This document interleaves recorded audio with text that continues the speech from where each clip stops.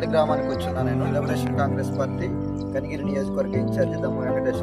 మిత్రులారా, ఇక్కడ చూసినట్టయితే సంవత్సరానికి 3 సార్లు వేరుశనగ పంట అనేది మీరు చూస్తున్నట్టయితే కనుసూపు మేర మనకు కంటి చూపు ఎంతవరకు కనపడుతుందో అంతవరకు కూడా ఈ యొక్క వేరుశనగ పంట అనేది వేయడం జరుగుతూ ఉంది. అంటే ఈ పంట మీద ఆధారపడి ఈ గ్రామంలో ఉన్నటువంటి యూత్ కావచ్చు, స్టూడెంట్స్ కావచ్చు, తల్లిదండ్రులు, పేద రైతు కూలీలు కావచ్చు, వీళ్ళందరూ కూడా సంవత్సరానికి 3 పంటలు పండిస్తూ ఇటువంటి పచ్చని పంటలు పండిస్తున్నటువంటి ఈ భూమిని ఈరోజు ఈ కూటమి ప్రభుత్వం ఏదైతే సోలార్ ప్లాంట్కు అప్పగించాలనే ఆలోచనతో ఉంది.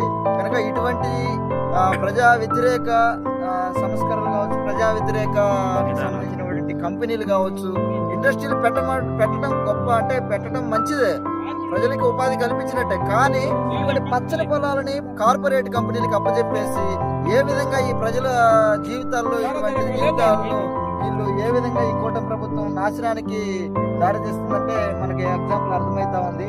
కనుక మిత్రులారా, ఈ కరేడి గ్రామాన్ని మనం సేవ్ చేయాల్సిన బాధ్యత ఆంధ్రప్రదేశ్లోని ప్రతి ఒక్కరూ, దీని కరేడి గ్రామానికి సంబంధించి ప్రతి ఒక్కరు కూడా బాధ్యతగా స్పందించాల్సిన అవసరం ఉంది. మీరందరూ కూడా ఒకసారి అబ్జర్వ్ చేస్తున్నట్టయితే చూడండి, ఎంత పచ్చటి పొలాలని ఒక కార్పొరేట్ సోలార్ కంపెనీకి ఏ విధంగా ఇయ్యాలని కూటమి ప్రభుత్వము పూనుకుంటుందో ఒకసారి ఆలోచించాల్సినటువంటి విషయము. చాలా దారుణమైనటువంటి ఆలోచన ఈ కూటమి ప్రభుత్వం చేస్తూ ఉంది.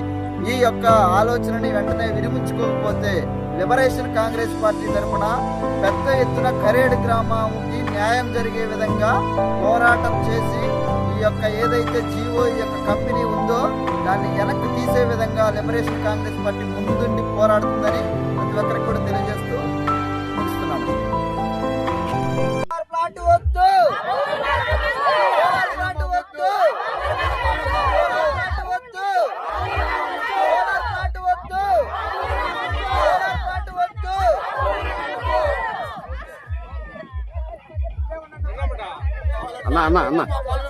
అన్న ఒకసారి మీరు ఒకసారి చూడండి, ఒకసారి మధ్యలో మీరైతే క్లియర్గా ఉంటుంది, మధ్యలో ఓకే.